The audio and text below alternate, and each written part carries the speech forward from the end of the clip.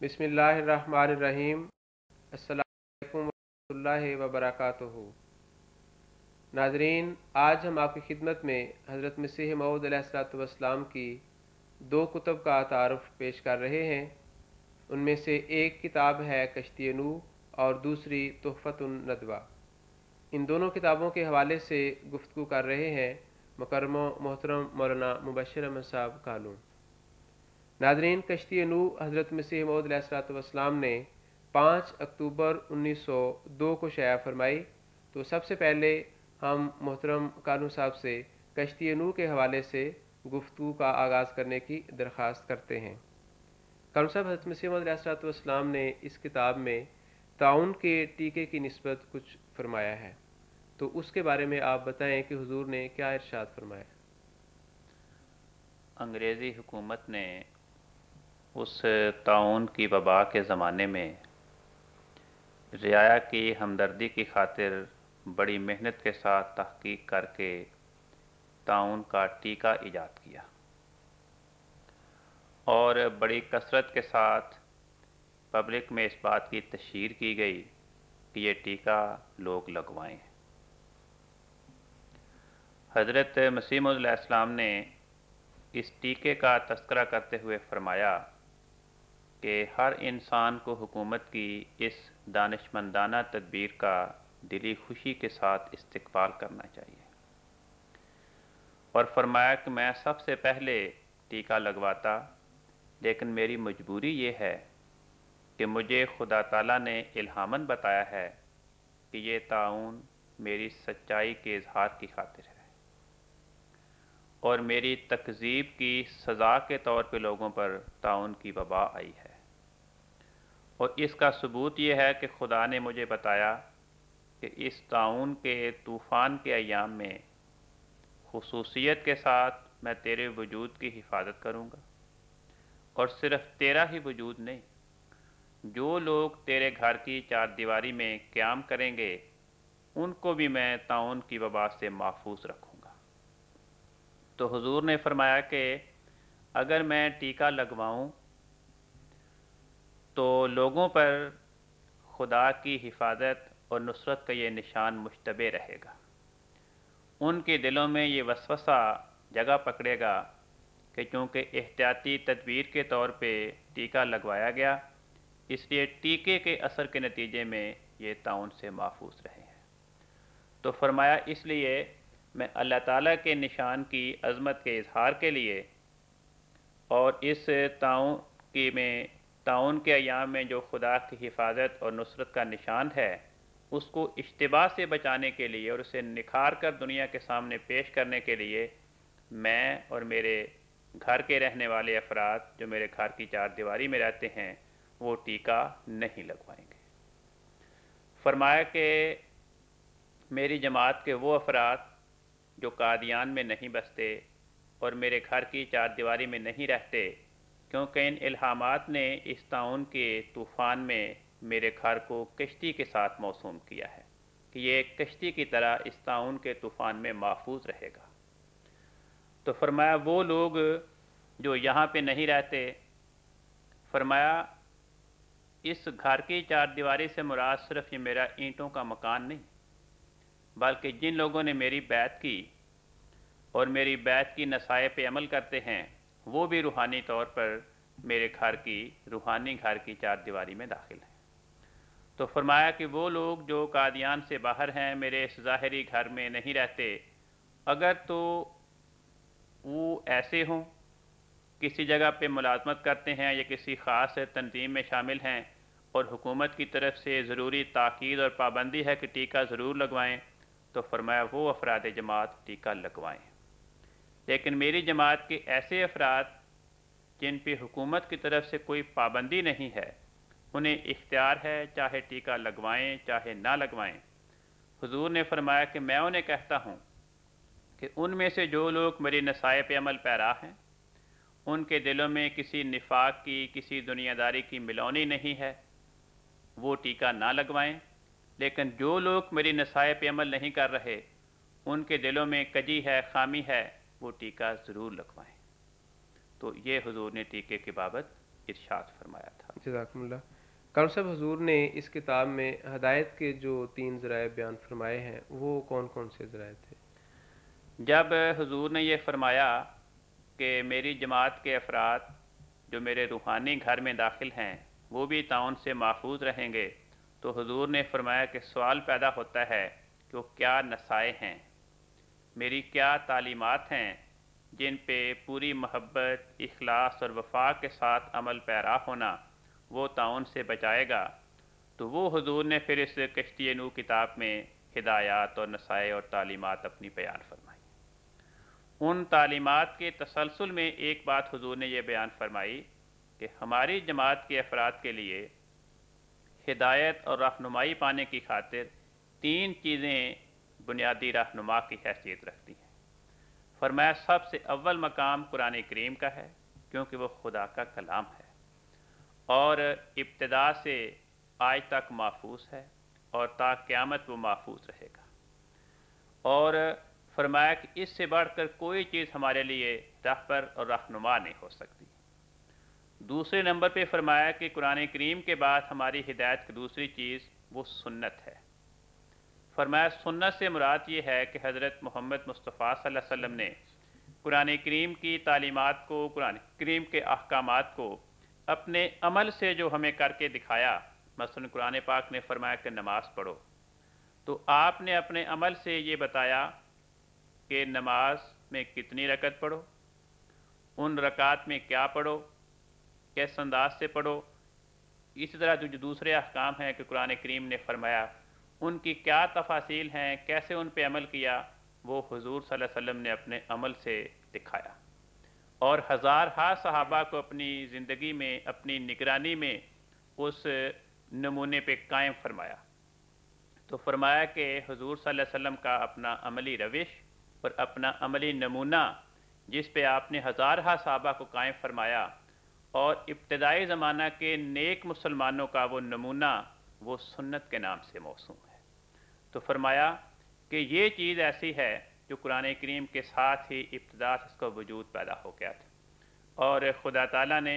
قرآن پاک کی حفاظت فرمائی اور حضرت محمد مصطفیٰ صلی اللہ علیہ وسلم کی سنت کی، یعنی آپ کے عملی نمونے کی حفاظت فرمائی،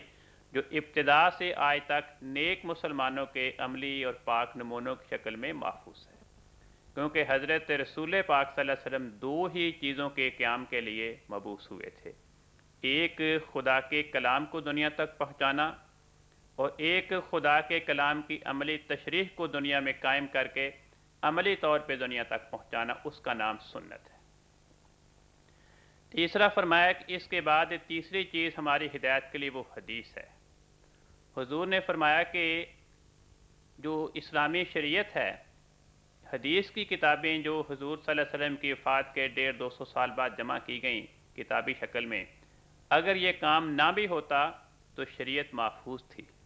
کیونکہ سنت کے ذریعے وہ عملی نمونے کی شکل میں نیک مسلمانوں کے کردار میں وہ چلی آ رہی تھی۔ تو احادیث نے ان سنت کے نمونوں کے لیے ایک تائیدی گواہ مہیا کیا۔ فرمایا پھر حدیث کے بارے میں بڑی احتیاط سے کام لینا چاہیے، کیونکہ مختلف فرقوں نے اپنے اپنے مطلب خاطر احادیث بنا لی اور امت میں تفرقہ پیدا کیا، اور ہر فرقے نے اپنے خیال اور اپنے مسلک کی تائید میں اور دوسرے کے مسلک کی تردید میں احادیث وضع کر لیں۔ اس لیے فرمایا کہ احادیث کے بارے میں بڑی ہی احتیاط کے ساتھ انسان کو کام لینا چاہیے۔ فرمایا اس کا طریق یہ ہے کہ ایسی حدیث جو قرآن کریم کے مضامین کے مطابق ہو اور سنت کے مطابق ہو، ان احادیث پہ عمل کیا جائے۔ فرمایا اگر کوئی ایسی حدیث ہو جو اصول روایت کے اعتبار سے، راویوں کے حالات کے اعتبار سے خاص ضعیف ہی کیوں نہ ہو، کتنی ہی ادنا درجے کی کیوں نہ ہو، اگر اس حدیث کا مضمون سنت کے مطابق ہے اور قرآن کریم کے بیانات کے مطابق ہے، اس حدیث پہ ضرور عمل کیا جائے۔ پھر حضور نے فرمایا کہ محض محدثین کی تنقید اور ان کے فتوے کہ فلاں راوی ایسا ہے، فلاں راوی ایسا ہے، فلاں حدیث کمزور ہے، فلاں حدیث صحیح ہے، یہ ایک ضنی چیز ہے، اس پہ ہم پوری طرح سے اعتماد نہیں کر سکتے۔ فرمایا کہ دیکھو اگر کوئی ایسی حدیث ہے جو کسی پیش گوئی پہ مشتمل ہے، تو اگر وہ پیش گوئی جو اس حدیث میں بیان کیے گئے اگر وہ پوری ہو جائے تو اس حدیث کو ہم درست تسلیم کریں گے، کیونکہ وہ اسلام کی سچائی کے اظہار کے لیے خدا کی طرف سے ایک ثبوت مہیا ہو گیا۔ پھر ہم اس بحث میں نہیں پڑھیں گے کہ اس حدیث کا فلاں راوی وہ دیندار نہیں اور فلاں راوی کمزور ہے، کیونکہ پھر ہم یہ کہیں گے کہ اس محدث کو اس راوی کے حالات کے بارے میں غلطی لگی، کیونکہ جس حدیث کو خدا نے سچا کر دکھایا، اگر ہم کہیں کہ صاحب کیونکہ اس کا فلاں راوی وہ دیندار نہیں ہے، فلاں راوی میں فلاں ضعف اور فلاں خامی ہے، اس لیے ہم اس حدیث کو قبول نہیں کرتے، تو فرض کریں اگر اس قسم کی 1000 حدیث ہو جو پیشگوئیوں پہ مشتمل ہو اور وہ پیشگوئیاں پوری ہو جائیں اور ہم محض راویوں کے ضعف کی بنا پر ان حدیث کا انکار کریں، تو گویا دوسرے الفاظ میں ہم اسلام کی سچائی کے 1000 ثبوتوں کو ضائع کرنے والے قرار پائیں گے۔ تو فرمایا کہ یہ چیز ہے کہ ہم نے اگر وہ حدیث پوری ہو گئی تو اس کا پورا ہونا یہ بتائے گا کہ محدث کو غلطی لگی تھی، کیونکہ خدا نے اس کو سچا کر دکھایا۔ تو یہ بات فرمائی کہ ہمارے لیے سب سے بنیادی بات یہ ہے کہ ہم یہ دیکھیں کہ جس مسئلے پہ ہم عمل کر رہے ہیں کیا اس کے حق میں کوئی حدیث ہے یا سنت اس کی تائید کرتی ہے یا قرآن کریم میں یہ بات پائی جاتی ہے، تو یہ ترتیب حضور نے بیان فرمائی ہے۔ جزاکم اللہ خیر صاحب۔ صاحب کشتی نور میں جو مختلف مضامین ہیں ان میں سے ایک مضمون وہ قرآن اور انجیل کا موازنہ حضور نے فرمایا ہے، مثلا قرآنی تعلیمات اور انجیل کی تعلیمات کا حضور نے موازنہ بھی اس کتاب میں فرمایا ہے، تو اس کے حوالے سے آپ مختصراً ہمیں بتائیں کہ وہ کیا موازنہ ہے۔ حضرت مسیح موعود علیہ السلام نے قرآنی تعلیمات کے تسلسل میں جو جماعت کے افراد کے سامنے بیان فرمائیں تاکہ افراد جماعت ان تعلیمات پہ اخلاص کے ساتھ، محبت کے ساتھ، وفا کے ساتھ عمل پیرا ہوں اور طاعون کی وبا سے محفوظ رہیں اور خدا کی حفاظت اور اس کی گود میں آ کے ان کا بسیرا ہو۔ اس سلسلے میں فرمایا کہ دیکھو قرآن کریم کی بڑی عظمت ہے، قرآن کریم کا بڑا مقام ہے، اور نمونے کے طور پہ حضور نے فرمایا کہ دیکھو قرآن تمہیں انجیل کی طرح یہ نہیں کہتا کہ تم کسی نامحرم عورت کو بد نظری سے اور شہوت کے ساتھ نہ دیکھو، فرمایا قرآن تو کہتا ہے کہ تم غیر محرم کو بالکل ہی نہ دیکھو، نہ شہوت کے ساتھ نہ بد نظری کے ساتھ، کیونکہ انسانی فطرت کی احتیاط کا تقاضا یہ ہے کہ جس چیز کے بارے میں یہ خطرہ دامنگیر ہو کہ اس سے انسان کو ہلاکت درپیش ہو سکتی ہے، تو احتیاط کا تقاضا یہ ہے کہ انسان کو اس کے بارے میں احتیاطی تدابیر اپنائی جائیں۔ تو فرمایا کہ تم نامحرم کو بالکل نہ دیکھو، نہ شہوت سے نہ بغیر شہوت کے، تاکہ تمہارے دل گندے خیالات سے محفوظ رہیں۔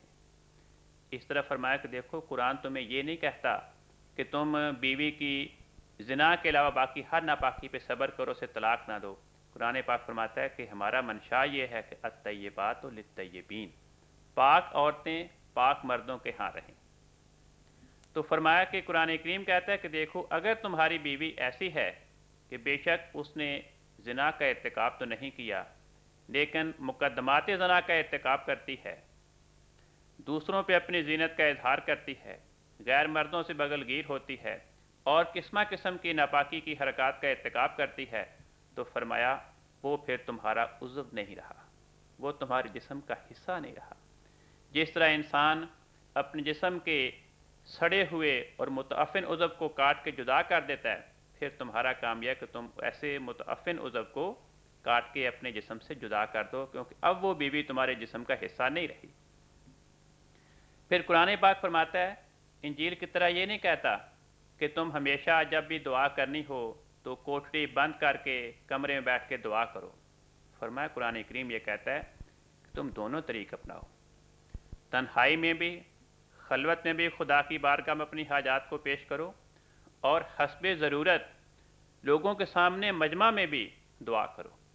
اور اس میں حکمت یہ ہے کہ جو دعا مجمع میں کی جائے گی جب وہ قبول ہوگی تو اس کی قبولیت کے نشانات کو دیکھ کر لوگوں کے ایمان میں ترقی ہوگی جنہیں اس دعا کا پتہ لگ گیا، اور جو لوگ دعاؤں میں سست ہیں، دعاؤں میں کمزور ہیں، دعاؤں پہ اعتقاد نہیں رکھتے، وہ دعاؤں کو پورا ہوتا دیکھ کر ان کے دلوں میں بھی جرت پیدا ہوگی، دعا کے لیے ایک شوق اور رغبت پیدا ہوگا اور وہ بھی دعا کی طرف مائل ہوں گے۔ پھر فرمایا کہ دیکھو قرآن کریم تمہیں انجیل کی طرح یہ نہیں کہتا کہ تم ہمیشہ دشمن سے پیار کرو. فرمایا ایسی بات نہیں. فرمایا کہ جو لوگ خدا کے دشمن ہیں، رسول کے دشمن ہیں، نیکی کے دشمن ہیں، ان سے تم نے محبت کا سلوک نہیں کرنا. ہاں انہیں سمجھانا ہے، ان سے ہمدردی کے ساتھ پیش آنا ہے، لیکن فرمایا کہ قرآن کریم فرماتا ہے ان اللہ یأمر بالعدل والاحسان وایتاء ذی القربی، کہ جو لوگ ہیں ان سے تم عدل کا سلوک کرو، اس سے بڑھ کر احسان کا سلوک کرو، حتیٰ کہ قریبی رشتہ داروں کی طرح وہ بھی ان سے سلوک کرو. تو عام تمام لوگوں کو اس میں شامل کیا. انجیل کی طرح صرف یہ نہیں کہا کہ اپنے ہمسائے سے پیار کر، فرمایا ہر ایک کے ساتھ یہ سلوک کرنا ہے، عدل کا، اس سے بڑھ کر احسان کا، اور اس سے بھی اعلیٰ مقام یہ کہ انسان ایتاء ذی القربی طبع جوش کے ساتھ کسی کے ساتھ حسن سلوک سے پیش آئے. تو اس قسم کی 3-4 باتوں کا حضور نے قرآن کریم کی تعلیمات کا اور انجیل کی تعلیمات کا باہم موازنہ پیش فرمایا. کل صاحب اس میں حضور نے قرآن مجید کی جو دعا سورۃ فاتحہ اور اس طرح انجیل کی دعا کا بھی موازنہ فرمایا ہے، تو آپ اس کا بھی برائے مہربانی کچھ تذکرہ جو ہے وہ کریں. انجیل میں یہ دعا سکھائی گئی ہے اور اس دعا پہ مسیحی دنیا کو بڑا ناز ہے، اور جو مسیحی مخلصین ہیں، دیندار طبقہ، وہ ہر روز ہی یہ دعا مانگتے ہیں. حضور فرماتے ہیں کہ یہ دعا ایسی ہے جو قرآن کریم کی سورۃ فاتحہ کی دعا کے ساتھ کوئی نسبت ہی نہیں رکھتی. مثلا انجیل یہ دعا سکھاتی ہے کہ اے خدا، جس طرح تیری آسمان پر بادشاہت ہے اسی طرح زمین پر بھی تیری بادشاہت آئے، زمین پر بھی تیری تقدیس جاری ہو. اور یہ دعا سکھائے گی کہ ہمیں ہر روز کی روٹی ہمیں دے، اور جس طرح ہم اپنے قرض داروں کو بخشتے ہیں تو بھی ہمارے قرضے معاف کر. حضور نے فرمایا کہ یہ دعا اللہ تعالیٰ کی شان کے خلاف ہے، کہ پہلے ہی بات یہ بیان فرمائی کہ جس طرح تیری تقدیس آسمان پہ ہے زمین پہ بھی تیری تقدیس جاری ہو. فرمایا قرآن کریم تو بیان فرماتا ہے کہ ام من شیء الا یسبح بحمدہ، ہر چیز اللہ کی تسبیح اور تقدیس میں مشغول ہے. فرمایا یسبح للہ ما فی السماوات و ما فی الارض، آسمانوں کی بھی ہر چیز اور اس زمین کی بھی ہر چیز اللہ کی تسبیح اور تقدیس میں مصروف ہے. تو قرآن کریم یہ نہیں فرماتا کہ آئندہ آئے، کیونکہ انجیل کی دعا یہ بتاتی ہے کہ اس وقت زمین خدا کی حمد اور خدا کی تقدیس سے خالی ہے، اور دعا یہ مانگی جا رہی ہے کہ آئندہ کوئی ایسا زمانہ آئے کہ جس طرح آسمان پہ خدا کی تقدیس ہو رہی ہے زمین پر بھی اسی طرح خدا کی تقدیس ہو. جس طرح آسمان پہ خدا کی بادشاہت ہے اسی طرح زمین پر بھی خدا کی بادشاہت جاری ہو. حضور نے فرمایا کہ ہمارا مشاہدہ یہ ہے کہ اس زمین پہ بھی موجود ہر چیز خدا کی بادشاہت کا اقرار کر رہی ہے، خدا کے قانون کی وہ اطاعت اور فرما برداری کر رہی ہے. سورج نکل رہا ہے، زمین اپنی رویدگی پیدا کر رہی ہے، یہاں کے پرند، یہاں کے چرند، درخت، ہر چیز خدا کے قانون کے تابع ہے. تو اگر زمین پہ خدا کی بادشاہت جاری ہی نہیں تو پھر زمین پہ دریا کیسے چل رہے ہیں، اور یہاں کے پھل اور پھول کیسے ہیں، اور یہاں کے پرندے. حضور نے فرمایا کہ دیکھیں بعض لوگ کہتے ہیں کہ اگر زمین پہ خدا کی تقدیس ہے، زمین پہ خدا کی بادشاہت ہے، تو لوگ گناہ کیوں کر رہے ہیں. حضور نے فرمایا یہ بات ہے کہ خدا کے قانون 2 قسم کے ہیں، ایک ہے شریعت کے احکام کا قانون، ایک ہے خدا کی پیدائش کا قانون، خدا کی قضاء و قدر کا قانون. حضور نے فرمایا کہ زمین پر بھی کئی قسم کے لوگ ہیں. بعض وہ ہیں جو خدا کی شریعت کے قانون کی بھی اطاعت کر رہے ہیں اور خدا کی قضاء و قدر کے قانون کی بھی، دونوں کی اطاعت کر رہے ہیں. بعض وہ ہیں جو خدا کے قانون شریعت کی تو اطاعت نہیں کر رہے لیکن قضاء و قدر کے قانون کی وہ بھی اتباع کر رہے ہیں. حضور نے فرمایا کہ دیکھیں دوائیں ہیں خدا کی اذن سے شفا دے رہی ہیں، زمینیں فصلیں اگا رہی ہیں. حضور نے فرمایا کہ زمین پہ خدا کی بادشاہت جاری نہیں اور خدا کا حکم یہاں پہ نہیں چل رہا تو کیا کسی ظالم، کسی بدکار اس کی خواہش ہے کہ میں مروں؟ وہ اپنے آپ کو موت سے بچا نہیں سکتا.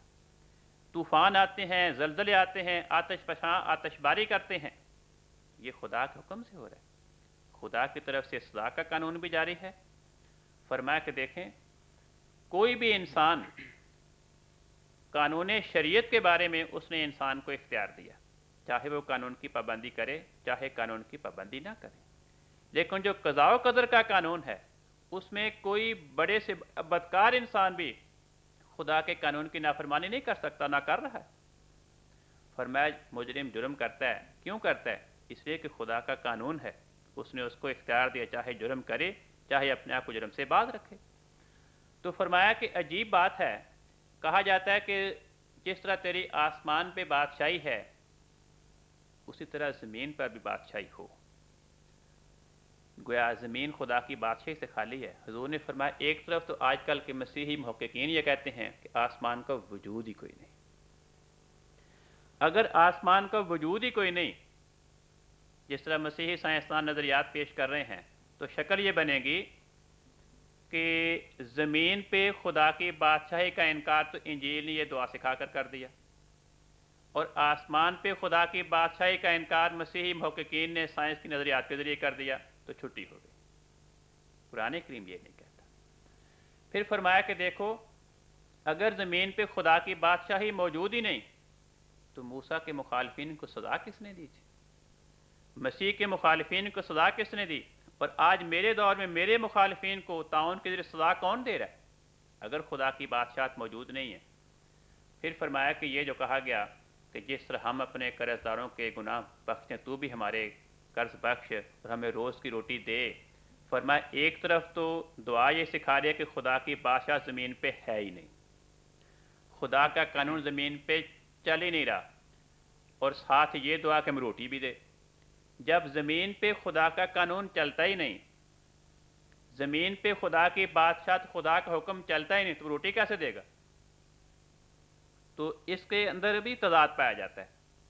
کہ ایک طرف یہ کہا گیا کہ زمین پہ خدا کی بادشاہت نہیں ہے، آئندہ زمانے میں خدا کی بادشاہت کے زمین پہ آنے کی دعائیں مانگی جا رہی ہیں، اور ساتھ یہ کہا کہ ہمیں روٹی بھی دے۔ روٹی بیچارہ کیسے دے؟ تو فرمایا کہ معلوم یہ ہوتا ہے کہ مسیحی لوگوں کو یہ وسوسہ اس لیے پیدا ہوا کہ انہوں نے انجیل میں پڑھا کہ مسیح نے صلیبی موت سے بچنے کے لیے دعائیں کی کہ اے خدا مجھے صلیب کی موت کے پیالے سے مجھے بچا لے، جیسا کہ عبرانیوں کے نام جو خط ہے اس میں 5ویں باب کی 7ویں آیت میں دعا لکھی ہے، اور ساتھ یہ لکھا ہے کہ خدا ترسی کے سبب مسیح کی یہ دعا سنی گئی۔ تو انجیل یہ کہتی ہے کہ ایک طرف تو مسیح نے صلیبی موت سے بچنے کی دعا کی، خدا نے صلیبی موت سے بچنے کی دعا سن لی، اس کے باوجود مسیح چونکہ صلیب سے بچ نہ سکا، اس سے مسیحی لوگوں کو یہ وسوسہ پیدا ہوا کہ خدا کا اگر حکم زمین پہ چلتا، اس نے دعا تو سن لی پھر تو مسیح کو بچا لیتا۔ تو فرمایا کہ جو قرآن کریم نے خدا پیش کیا وہ ایسا نہیں ہے۔ فرمایا پھر عجیب بات ہے کہ جس طرح ہم اپنے قرض داروں کے گناہ بخشتے ہیں، ہمارے بھی قرضے معاف کر۔ حضور فرماتے ہیں جب خدا کی زمین پہ بادشاہت ہی نہیں ہے، اس نے ہمیں کچھ دیا ہی نہیں، تو معاف ہمیں کیا کرے گا؟ اگر خدا کی بادشاہت ہے، وہ ہمیں کچھ دیتا ہے، پھر ہمارے گناہوں کو معاف کرے تو بات بنتی ہے، ورنہ ایک طرف یہ کہنا کہ ابھی خدا کی بادشاہ زمین پہ ہے ہی نہیں، زمین کی اشیاء خدا کے حکم کی کتاب فرمان ہی نہیں ہے، یہاں خدا کا حکم خدا کا قانون چلتا ہی نہیں، تو وہ ہمیں دے ہی کچھ نہیں سکتا۔ جب وہ ہمیں دے ہی کچھ نہیں سکتا، اس کے پاس ہے ہی کچھ نہیں، اس کا اپنا خزانہ خالی ہے، زمین پہ اس کی چلتی ہی نہیں ہے، تو ہمیں کیا دے گا اور کیا ہم اسے معاف کریں، وہ کیا ہمیں معاف کرے گا؟ فرمایا اس کے بالمقابل قرآن کریم کے آغاز میں ہی خدا نے سورہ فاتحہ میں دعا سکھائی اور فرمایا الحمد للہ رب العالمین۔ فرمایا ہر تعریف، ہر خوبی، ہر اچھی صفت وہ خدا کی ذات میں موجود ہے، اور فرمایا یہ نہ کہنا کہ صرف آسمانوں پہ اس کی صفت ہے، فرمایا رب العالمین، وہ تمام جہانوں کا رب ہے، آسمانوں پہ بھی، زمین پہ بھی، دیگر اجرام پہ بھی، جتنے بھی آبادی جہاں پر بھی موجود، جہاں بھی اجرام ہیں، ہر جگہ پہ خدا کی ربوبیت قائم ہے، تو یہی بادشاہت کی پہلی صفت ہے۔ پھر فرمایا الرحمن، وہ بن مانگے دیتا ہے، جس طرح کہ ہر بادشاہ کی بنیادی خوبی یہ ہوتی ہے وہ اپنے رحم خسروانہ کے طور پر اپنی پبلک اور اپنی رعایت کی ضروریات کا سامان پیدا کرے، تو فرمایا سورۃ فاتحہ کہتے ہیں کہ یہی بات خدا کی ذات میں پائی جاتی ہے، وہ الرحمن، بغیر کسی کی محنت کے، بغیر کسی کی خواہش کے، بغیر کسی کی دعا کے اس کا رحمت کا سلوک کرتے ہیں۔ پھر فرمایا الرحیم، وہ خدا رحیم بھی ہے۔ ہر بادشاہ کا یہی دستور ہے، کوئی محنت کرنے والوں کو انعام دیتا ہے، کوشش کرنے والوں کو ان کا اجر دیتا ہے۔ تو یہی بات قرآن کریم کی سورۃ فاتحہ نے پیش کی کہ میں جس خدا کو پیش کر رہی ہوں وہ رحیم ہے، اچھے عمل کرنے والوں کو، دعائیں مانگنے والوں کو، کوشش کرنے والوں کو اپنی رحمت کے ذریعے مزید انعامات، اچھے نتائج سے بہرہور کرتا ہے۔ پھر فرمایا مالک یوم الدین، جس طرح کسی بھی بادشاہ کی بادشاہت کا نظام شان مالکیت کے بغیر نہیں چل سکتا، جب تک وہ مجرمین کو سزا نہ دے اس کا قانون چل نہیں سکتا، سرکشی پائی جائے گی، ملک میں امن نہیں رہ سکتا۔ تو یہی صفت سورہ فاتحہ نے خدا کی ذات میں کو مالک یوم الدین ہے۔ یہ چار ہی بنیادی صفات ہیں بادشاہت کی، ان چاروں بنیادی صفات کو سورہ فاتحہ خدا کی ذات میں پیش فرما رہی ہے۔ اور پھر دیکھیں انجیل نے تو اس دعا جو دیا کہ ہمیں روٹی دے، محض روٹی تو انسان کا مقصود نہیں ہے، قرآن کریم نے اس سے بڑھ کر دعا سکھائی، فرمایا تم یہ دعا مانگو، اہدنا الصراط المستقیم، اے خدا ہمیں سیدھے راستے پہ چلا، ہمیں سیدھا راستہ دکھا۔ ہر کام میں کامیابی کی بنیادی کلید کیا ہے؟ انسان کو صحیح سمت پتہ لگے کہ اس کام میں کامیابی کا کیا طریق ہے، وہ کیا راز ہے، وہ کیا طریقہ کار ہے جس کو میں اپنا کے اس کام میں کامیابی سے ہمکنار ہو جائے۔ تو وہ دعا سکھائی گئی، فرمایا صراط الذین انعمت علیہم، تو نے جن پہ انعامات کیے تھے وہ انعامات ہمیں عطا فرما۔ دینی دنیاوی ہر قسم کے انعامات کے ملنے کی دعا سکھائی گئی۔ تو یہ حضور نے موازنہ بڑے ہی پرمعارف انداز میں بیان فرمایا کہ انجیل کی دعا میں یہ خامیاں ہیں، وہ خدا کے بارے میں اس قسم کی خامیاں پیش کرتی ہے، اس کے بالمقابل سورہ فاتحہ کی دعا خدا کی ذات کے بارے میں اتنی محامد کو پیش کرتی ہے۔ اور پھر دعا یہ سکھاتی ہے جو صرف روٹی تک محدود نہیں، بلکہ ہر قسم کی نعمت سے انسان کو اس نعمت کی امید دلاتی ہے اور نعمت کا وارث بناتی ہے۔ جزاکم اللہ خیر صاحب۔ کل سے ہمارے غیر احمدی بھائی جو ہیں ان کا عقیدہ ہے کہ مسیح اور مہدی دونوں مل کر لوگوں کو جبراً مسلمان بنانے کے لیے جنگ کریں گے۔ اس عقیدے کی بابت حضرت مسیح موعود علیہ الصلوۃ والسلام نے اپنی اس کتاب کشتی نوح میں کیا روشنی ڈالی ہے؟ حضور نے فرمایا کہ یہ عقیدہ اسلام کو بدنام کرنے والا عقیدہ ہے، کیونکہ اسلام تو یہ کہتا ہے لا اکراہ فی الدین، کہ دین کے بارے میں کسی قسم کا جبر نہیں، ہر انسان کو مکمل طور پہ دین کی بابت آزادی حاصل ہے۔ فرمایا لیکن یہ نظریہ کہ مہدی اور مسیح دنیا کے سامنے یہ پیش کریں گے کہ یا قتل ہو جاؤ یا اسلام قبول کر لو اور جزیہ بھی وصول نہیں کریں گے، یہ بات قرآن کریم کی تعلیمات کے خلاف ہے، کیونکہ قرآن پاک تو فرماتا ہے حتیٰ یؤتوا الجزیۃ عن ید وہم صاغرون، کہ وہ لوگ جو اسلامی حکومت کے ساتھ برسر پیکار ہوں اور شکست کھا جائیں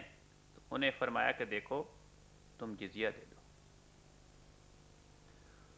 تو قرآن کریم کی تعلیمات کو منسوخ کرنا یہ تو مسیح اور مہدی کا کام نہیں ہے۔ حضور نے فرمایا کہ دیکھو جو ابتدا میں حضرت رسول پاک صلی اللہ علیہ وسلم کے زمانے میں لڑائیاں ہوئیں، وہ لڑائیاں لوگوں کو جبراً دین میں داخل کرنے کی خاطر نہیں تھیں، فرمایا وہ تو اپنی حفاظت کے لیے تھیں، دفاع کے طور پر تھیں۔ وہ اس طرح حضور نے فرمایا کہ وہ لوگ جو مسلمانوں کو قتل کرتے تھے، مردوں کو، عورتوں کو، ان کی جائیدادیں چھین لیتے تھے، ان کو وطن سے بے وطن کرتے تھے، ان کی املاک سے بے دخل کرتے تھے، ان کے مظالم سے بچانے کے لیے دفاع کے طور پر مدافعت کی خاطر لڑائیاں کی گئیں۔ چنانچہ قرآن پاک فرماتا ہے اُذِنَ لِلَّذِينَ يُقَاتَلُونَ بِأَنَّهُمْ ظُلِمُوا، کفار نے مظالم ڈھائے صحابہ پر اور ان کے خلاف جنگ کا بازار گرم کیا، ان کو قتل کیا گیا، فرمایا کہ ان کے مقابل پر اب صحابہ کو اپنے دفاع میں جنگ کرنے کی اجازت دی جاتی۔ فرمایا یا ملک میں آزادی قائم کرنے کے لیے تھی یا انتظامی طور پر مجرمین کو سزائیں دینے کے لیے تھی۔ وہ جو عرب کے لوگ تھے، عرب کے کفار، عرب کے مشرکین، ان میں سے بعض لوگ ایسے تھے جنہوں نے مردوں کو، عورتوں کو، صحابہ کو دین اسلام قبول کرنے کی بنا پہ قتل کیا تھا۔ بعض لوگ ایسے تھے جنہوں نے صحابہ کو قتل تو نہیں کیا تھا لیکن وہ جرم قتل میں مددگار بنے تھے۔ تو قصاص کے طور پر اصل حکم یہ تھا کہ وہ عرب جو صحابہ کے قاتل ہیں یا جرم قتل میں مددگار ہیں وہ قصاص کے طور پر ان کو قتل کیا جائے، لیکن ارحم الراحمین خدا نے یہ رعایت رکھی کہ تم اصل میں تو بنیادی طور پر قصاص کے ذریعے قتل کی سزا کے مستحق ہو، لیکن ہم تمہیں یہ رعایت دیتے ہیں کہ اگر تم اسلام کو قبول کر لو تو تمہارا اسلام قبول کرنا توبہ کا بدل بن جائے گا اور ہم تمہیں قصاص کی سزا سے معاف کر دیں گے، ورنہ انہیں جبراً دین میں داخل کرنے کے لیے لڑائیاں نہیں کی گئی تھی۔ قاری صاحب یہ تو کشتی نو کے مضامین میں سے کچھ حصہ تو اب ہم مکمل کرتے ہیں۔ حضور کی ایک اور کتاب جو 1902 ہی کی تصنیف ہے تحفۃ الندوہ، اس کے حوالے سے آپ ہمارے ناظرین کو خلاصتاً بتا دیں کہ اس کتاب کا بنیادی مضمون اور اس کی وجہ تالیف جو ہے وہ کیا تھی؟ ندوۃ العلماء ایک تنظیم تھی علماء کی، ان کا امرتسر میں جلسہ ہونا تھا۔ اس جلسے کے انعقاد سے پہلے حافظ محمد یوسف صاحب انہوں نے حضور کو خط لکھا کہ ایک مرتبہ میں نے آپ سے زبان گفتگو میں کہا تھا کہ ایسا ممکن ہے اور ثابت ہے واقعات سے، تاریخی شہادات سے، کہ اگر کوئی انسان جھوٹے طور پر افتراء کر کے نبی اور رسول اور مامور من اللہ ہونے کا دعویٰ کرے اور اپنی وحی اور الہام کے فقرات لوگوں کو سنائے تو اس کو اس جھوٹے افتراء کے باوجود خدا تعالیٰ 23 برس جو حضرت صلی اللہ علیہ وسلم کی نبوت اور وحی کے پھیلانے کا زمانہ ہے اس مقدار کے برابر مہلت دیتا رہا ہے۔ تو انہوں نے لکھا کہ میرے ایک دوست ہیں ابو اسحاق، انہوں نے قتل الوطین کے نام سے ایک رسالہ لکھا ہے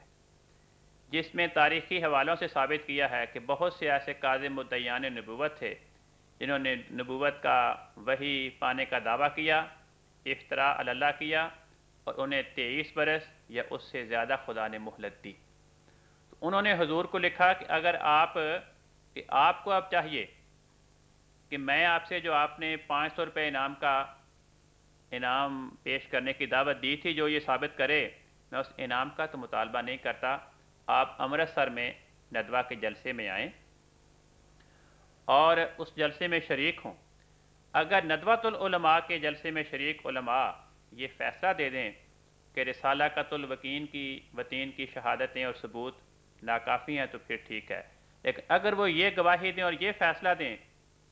کہ رسالہ قتل وطین کے ثبوت کافی ہیں اور وہ ٹھوس شہادتیں ہیں تو پھر آپ کو توبہ کرنی پڑے گی اور اپنے دعوے سے دستبردار ہونا پڑے گا۔ اور ساتھ ہی یہ لکھا کہ اگر آپ ندوۃ العلماء کے جلسے میں اس امر کے امتحان کی خاطر نہ آئے تو پوری دنیا آپ کو جھوٹا سمجھے گی۔ حضور نے فرمایا کہ مجھے آپ کی دنیا کی کوئی فکر نہیں، میں ندوے کے علماء کو متقی اور پارسا نہیں سمجھتا، میں ان کو بھی دنیا دار سمجھتا ہوں۔ حضور نے فرمایا کہ ندوہ کے علماء کیا کہیں گے اور آپ کا مجھے جھوٹا سمجھنا اس سے کیا فرق پڑتا ہے، خدا کی تائید میرے ساتھ ہے۔ کیا آپ کا رسالہ قتل الوطین جو آپ کے دوست نے لکھا ہے کیا وہ یہ ثابت کرنا چاہتا ہے کہ قرآن کریم نے جو مفتری کے بارے میں آیات بیان فرمائی ہیں کہ وہ دنیا میں ذلیل اور رسوا ہوتا ہے، خائب و خاسر ہوتا ہے، ہلاک اور برباد ہوتا ہے، خدا کی قہری تجلیات کا نشانہ بن جاتا ہے، کیا ان تمام آیات کی آپ کا رسالہ تردید کرنا چاہتا ہے؟ تو آپ حافظ کیسے ہوئے جو قرآن کریم کی آیات کی ہی تردید کرنا چاہتے ہیں؟ کیا آپ کا رسالہ یہ بتائے گا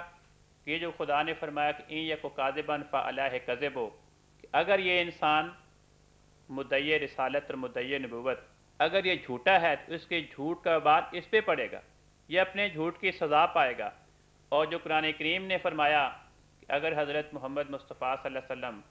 خدا کی طرف جھوٹا معاذ اللہ افتراء کرتے اور وحی اور الہام کا جھوٹا دعویٰ کرتے تو خدا آپ کو پکڑ لیتا، آپ کو شاہراہ کاٹ دیتا، آپ کو مہلت نہ دیتا، تباہ و برباد کر دیتا۔ کیا اس آپ کے رسالے سے یہ ثابت ہوگا کہ حضرت موسیٰ علیہ السلام اور حضرت محمد مصطفیٰ صلی اللہ علیہ وسلم جو دعویٰ کر کے مہلت پا گئے یہ کوئی معجزہ نہیں ہے، حالانکہ قرآن کریم ان مضامین سے بھرا پڑا ہے۔ قرآن کریم بار بار اس بات کو بیان فرماتا ہے کہ انبیاء جو خدا کی طرف سے تھے، راست باز تھے، صادق تھے، من جانب اللہ تھے، وہ خدا کی طرف سے وحی کا دعویٰ کرنے کے بعد مخالفین کی ہر قسم کی مخالفت اور ہر قسم کے ہتھ کنڈ اور منصوبوں کے باوجود وہ کامیاب ہوئے۔ خدا نے انہیں کامیابی دی، لمبی مہلت دی، ان کے دعوے کو پھیلایا، اور اس بات کو خدا بہت بڑا معجزہ قرار دیتا ہے۔ تو کیا آپ کا رسالہ یہ بتائے گا کہ تمام معجزات نہیں تھے؟ کہ یہ باتیں اگر آپ کے رسالے کی باتوں کو مانیں تو نتیجہ یہ نکلے گا کہ جن چیزوں کو خدا تعالیٰ نے سچے انبیاء کی نبوت کا سب سے بڑا معجزہ قرار دیا وہ ایسے ہیں کہ جن میں جھوٹے پیغمبر بھی شریک ہیں، پھر بات کیا بنی؟ آپ قرآن کریم کی باتوں کا استہزاء کرنا چاہتے ہیں۔ فرمایا دیکھو میرے ساتھ خدا کا سلوک کیا ہے، کہ قرآن کریم نے بتایا تھا این یکو کاذباً فعلیہ کذب، اگر یہ مدعی جھوٹا ہوگا تو اس کے جھوٹ کا وبال اس پر پڑے گا۔ مجھے خدا دن بدن ترقی دے رہا ہے، لوگ میرے پاس آ رہے ہیں، جگہ جگہ سے آ رہے ہیں،